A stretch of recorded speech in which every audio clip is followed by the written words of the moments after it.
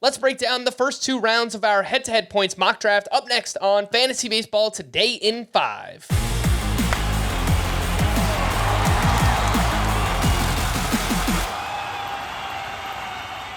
Welcome into FBT in 5 on Tuesday, December 26th. I am Frank Samfel, joined by Scott White. Hope everybody is enjoying the holidays. Let's get into our head-to-head points mock draft, Scott. The first two rounds, we'll go 6 picks at a time, and the top 6 in this draft, no surprise, Ronald Acuna number 1, and then Mookie Betts, Juan Soto, Garrett Cole, Freddie Freeman, Jose Ramirez.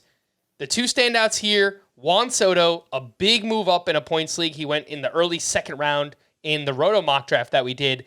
And Garrett Cole, first starting pitcher off the board in the Roto mock. Spencer Strider didn't go until pick 13. So in a points league, we see pitching moved up and obviously plate discipline in a Juan Soto. Yeah, and look, I'm with the person who drafted Juan Soto here. The one caveat is that I would take Freddie Freeman over Juan Soto, so I have Soto 4th overall in this format.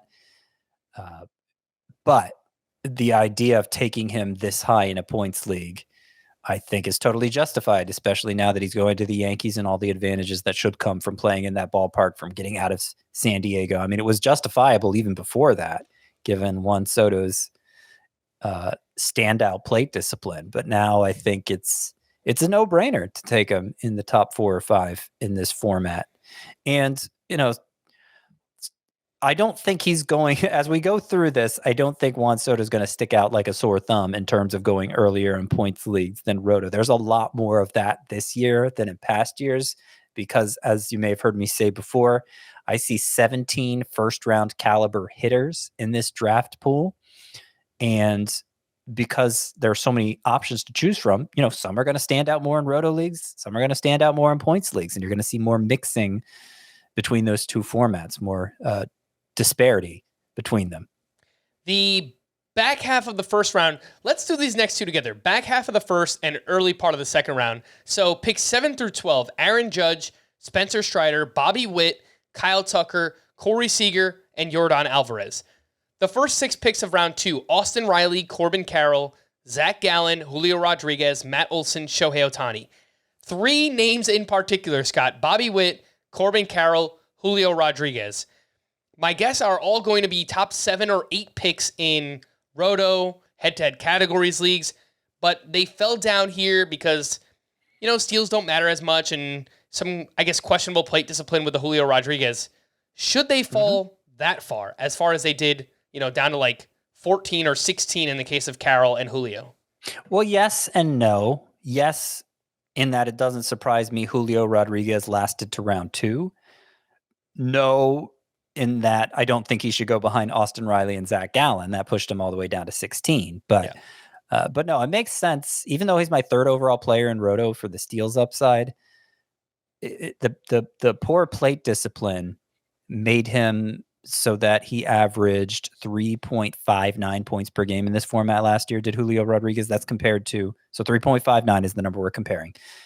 3.81 for Kyle Tucker, 3.94 for Yordan Alvarez, 4.14 for Corey Seager. And it's the same thing with Bobby Witt. Remember those numbers in your head? They were like 3.8, 3.9, 4.1. Bobby Witt was 3.65. So because the steals aren't as essential to this format as Roto, and because the plate discipline matters in this format, you see guys like Corey Seager and Yordan Alvarez elevated. You see guys like Julio Rodriguez and Bobby Witt move down. Corbin Carroll, not so much. Corbin Carroll this past year was 3.80. So he was I'm the one who got Corbin Carroll in round 2. I feel like maybe he should have gone where Bobby Witt went in round 1. Cheater. And maybe Witt was the one to slide to round 2. The back half of the second round, we'll quickly wrap up with this. Fernando Tatis at pick 19, followed by Trey Turner, Marcus Semien, Pete Alonso, Bryce Harper, and Ozzie Albies. I think it mostly looks fine, Scott. I think you could argue Trey Turner maybe could move down even a little bit more because he does not walk at all, and his steals really prop him up in a categories league. Whereas in head-to-head points where he's at in his career, I just don't know that he'll have that same impact. Yeah, that's That's fair. Fernando Tatis is another one who taken right before Trey Turner here as the 7th pick in round 2, 19th overall. Another one like that previous group we talked about, Julio Rodriguez, Bobby Witt. Fernando Tatis would be an obvious first rounder. And I think maybe he's slid a little too far here at 19th overall, but it's the same phenomenon that's behind it. Another thing I want to point out is only 3 pitchers taken in the first 2 rounds. That's right. And frankly, I think it should have been 2. Spencer Strider and Garrett Cole. Zach Gallen at 15th overall. I already talked about him going ahead of Julio Rodriguez. Didn't make a lot of sense. I don't think he should have gone in round 2 at all. But that's a big difference for points leagues between this year and last, and maybe historically between points leagues from the past and the one we're looking at this year, where the pitching pool, especially at the high end, just isn't the same.